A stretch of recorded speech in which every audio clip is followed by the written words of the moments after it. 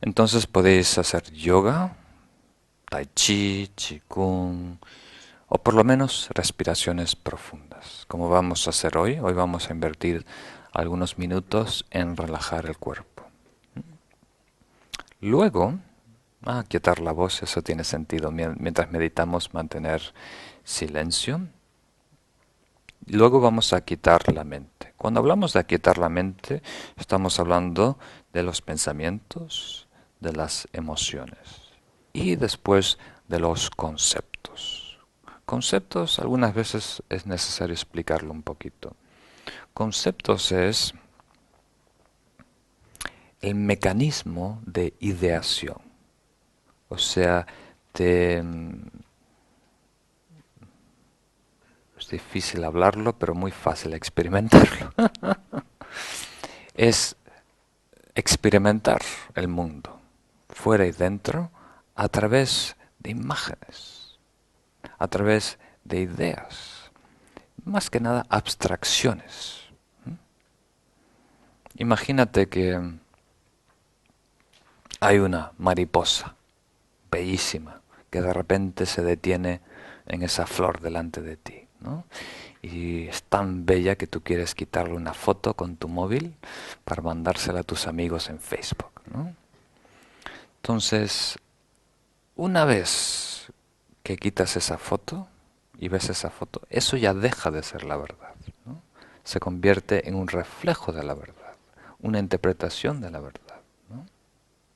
Entonces, todo lo que atraviesa nuestra esfera, nuestra dimensión sensorial, lo de alguna manera atrapamos, lo congelamos, ¿no? Le quitamos una foto mental, hacemos un concepto de esa cosa que lo distorsiona, lo limita y vivimos en ese mundo de ideas.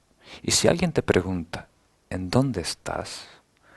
Tenemos la sensación que estamos inmediatamente detrás de los ojos, ¿no? Que habitamos aquí el cerebro. Somos seres cerebrales hoy en día. Entonces la meditación, inicialmente, esta semana y la siguiente, es primero interiorizarnos. Ahora estamos muy allá afuera, anclados en el mundo. Vamos a interiorizarnos y luego descender de lo que es los conceptos, la mente, al sentir, al cuerpo, ¿no? Sentir táctil o auditivo, lo que sea, pero vamos a sentir sin filtros, sin juicios, sin ideas, sin cámaras, sin fotos. Y como tercer fase es lograr el equilibrio, ¿no? Cuando logramos eliminar las toxinas, ¿no? Las partículas de ideas, emociones, conceptos, después queda la mente pura, transparente. Y debemos encontrar el equilibrio. Quiere decir que tenga la misma cantidad de paz, tranquilidad y claridad, ¿no? Y ajustarlo. Esto es un proceso delicado. Ahora vamos a hablar de las técnicas, que normalmente cuando hablamos de la meditación todo el mundo quiere hablar de los métodos. Pero el método solo va a ser exitoso si empleamos todas las herramientas, ¿no? Nuestra comprensión y todos los aspectos de nuestra vida. Entonces, el método no es tanto tecnología, sino una postura, como suelo decir. Quiere decir una nueva manera de relacionarnos con la realidad, una nueva disposición ante la realidad, ¿no? Y aquí, para darnos una pista, porque todo lo que estamos hablando es una analogía, ¿no? Y es, un poco ridículo también, ¿no? Es como hablar de cómo andar en bicicleta, en bici, ¿no? Bici es algo que se experimenta, uno tiene que sentir, ¿no? Entonces hablar de cómo meditar, algo que es tan personal y subjetivo, es por decirlo así, un mito, una leyenda. Pero lo tenemos que ver como un dedo que está apuntando a la línea. Es una pista que nos va a ayudar enormemente. Pero las verdades, la meditación, la vamos a tener que descubrir nosotros, cada uno dentro de sí.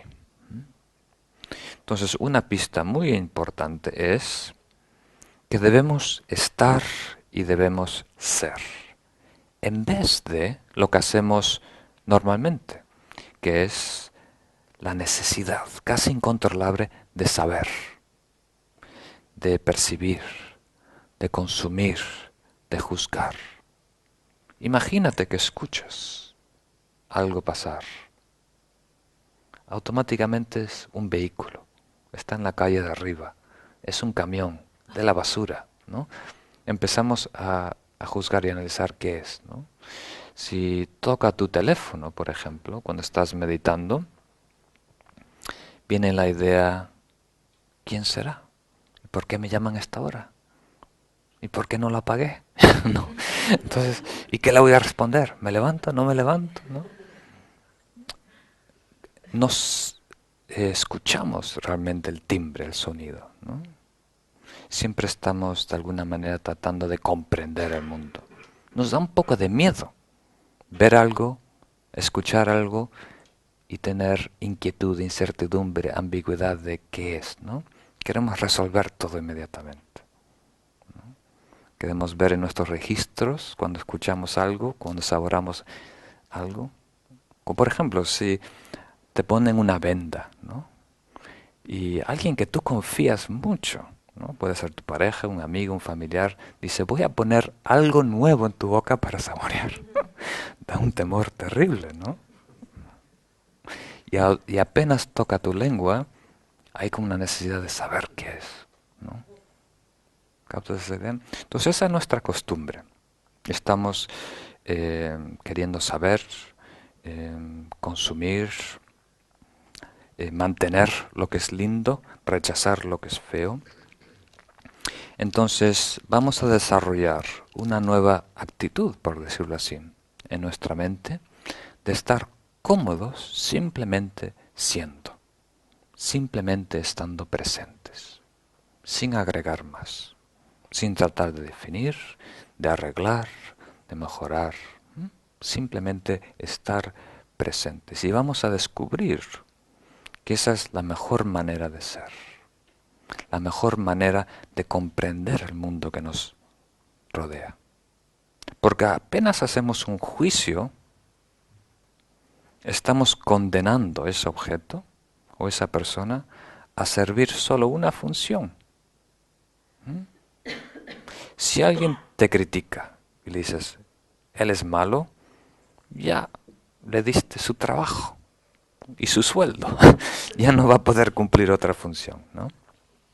Entonces es bueno mantener las cosas en este estado fértil, donde todo es posible, ¿no? Y vamos a ver sus diferentes aspectos y ángulos, sus diferentes facetas. ¿En dónde estamos? Estamos en las técnicas, ¿no? Entonces, el número 2 dice, no está registrando lo que está pasando, sino vivir crudamente, sin filtros o abstracciones, la dimensión sensorial, mental y fenomenológica. Eso es importante, más adelante, ¿no? Pero por lo menos tener una introducción al tema. Habitamos estas tres dimensiones, ¿no? Nos conectamos con el mundo, tanto fuera y dentro, a través de los 5 sentidos. Experimentamos objetos sensoriales, visuales, auditivos, táctiles, etc. Y también hay una dimensión mental, ¿no? Percibimos todo lo que es mente. Y también hay una dimensión fenomenológica, que es nuestra abstracción primaria. Eso surge de la dualidad, ¿no? Cuando nos definimos como un sujeto, todo lo que nos rodea es ajeno de nosotros, se convierte en una abstracción, algo con naturaleza inherente. Entonces vamos a descubrir que las técnicas que emplea el Shamatha Vipassana es para, primero, soltar o liberarnos de los conceptos y eventualmente liberarnos de la dualidad. Hay dos técnicas principales, que aquí tienen el número 2 y 3. La primera es desarrollar atención sin objeto de enfoque. Y la segunda es empleando un objeto de enfoque, algo en que concentrarse, ¿no? Y hoy vamos a experimentar con la primera de ellas, la semana que viene con la segunda. Y las dos son muy interesantes. Para algunas personas le va mejor uno o la segunda técnica. Para la mayoría de las personas, especialmente que se están introduciendo a la meditación, la segunda es aporta más, ¿no? Porque nos ayuda a anclar nuestra conciencia y atención en algo, ¿no? La primera exige un poquito más de nosotros, estar más vigilantes, ¿no? Entonces, atención sin objeto, desarrollar la conciencia o el shamatha sin objeto, quiere decir que debemos soltar, ¿no? Nuestra única misión es estar presentes. Dice, ¿cómo soltar todos los objetos? El secreto es no soltarlos. Tampoco retenerlos. Esos son los dos extremos. Eso implica volición, implica acción. Y eso crea consecuencias, repercusiones, ¿no? Entonces, mejor que soltar es dejar ir, ¿no? Vamos a verlo con ejemplos. El ejemplo clásico que utilizan los maestros tibetanos es entender nuestra conciencia como un gran océano, infinito, porque en realidad no tiene límites. Pero sí, aparentemente tiene una superficie. ¿Mm?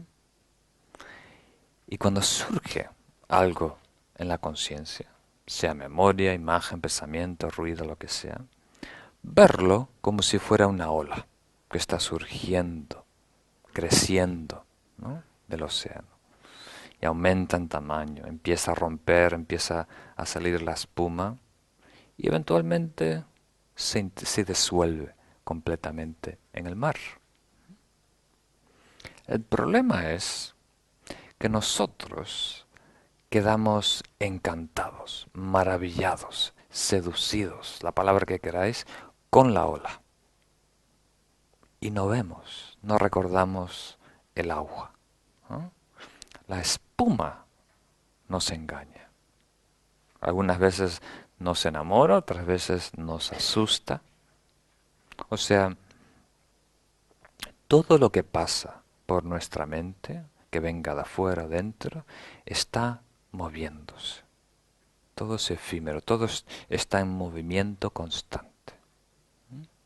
La ola, en realidad, si queremos ser precisos, científicos, nunca nació, nunca existió y nunca desapareció. No podemos decir en un momento preciso cuándo dejó de existir la semilla y cuándo germinó, cuándo salió el tallo. ¿No?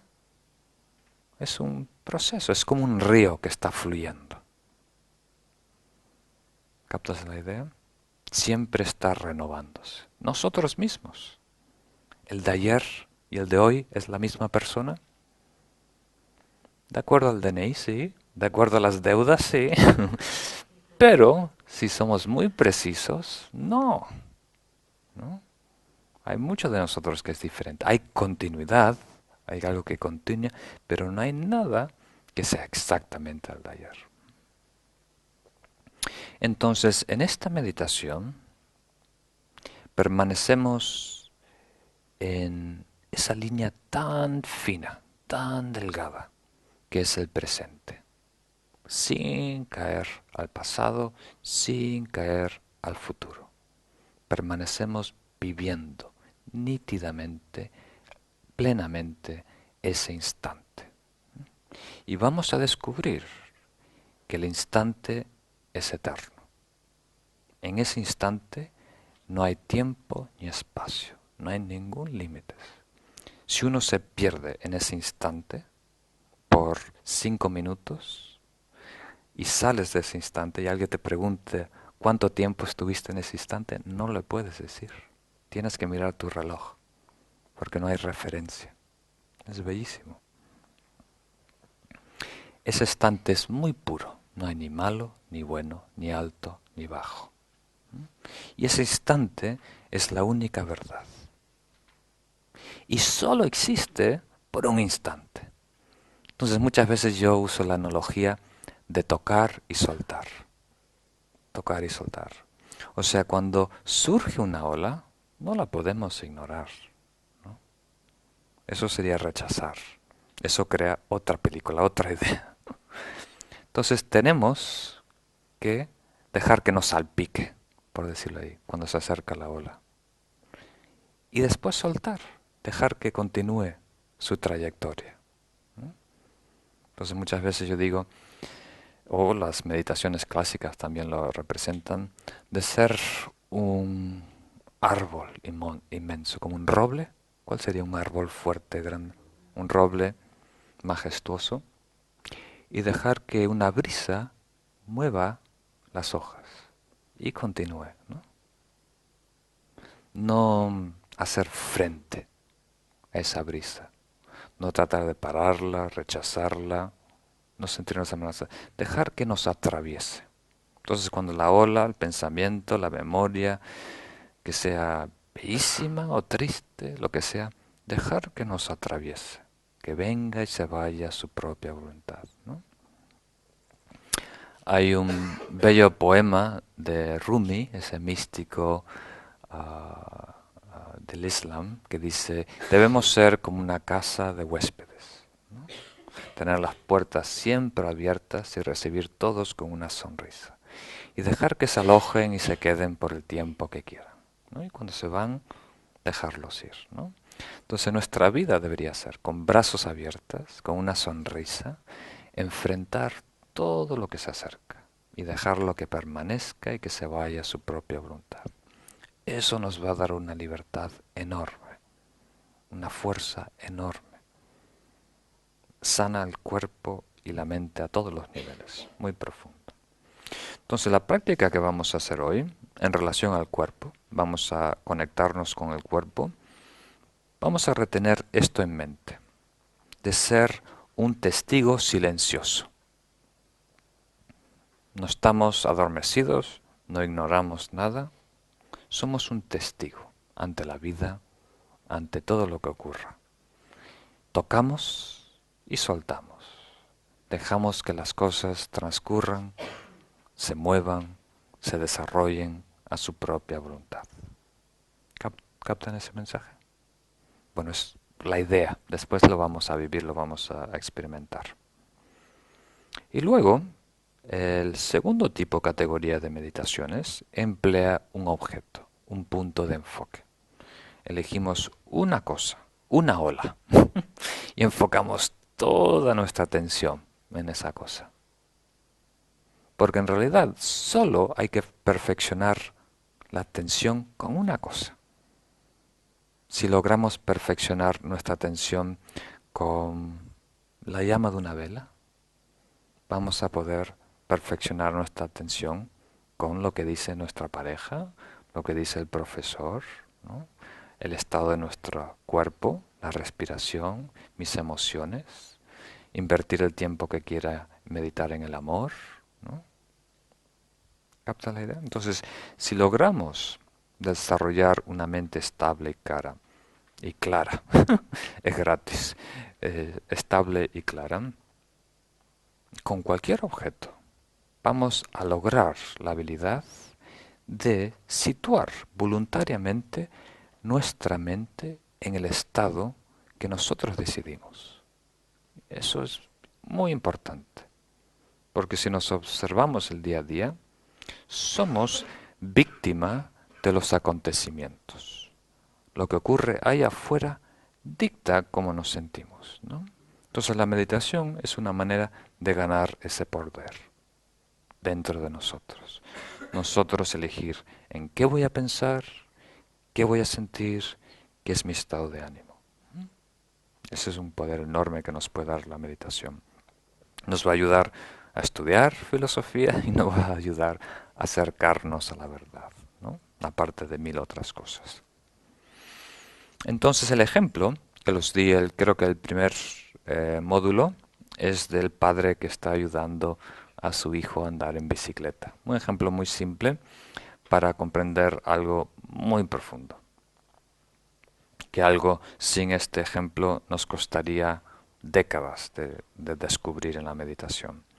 Entonces, por eso es tan importante recibir enseñanzas y estar acompañado de los maestros para no reinventar la rueda, ¿no?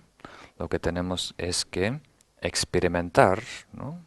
Actualizar las enseñanzas, ¿no? Entonces, atravesamos, como veis aquí, 4 etapas en la meditación en un objeto. Vamos a imaginar que ahora nos estamos enfocando en la respiración, que estamos atendiendo lo que es la respiración. Entonces, ¿cómo asentar la mente en el objeto de la respiración?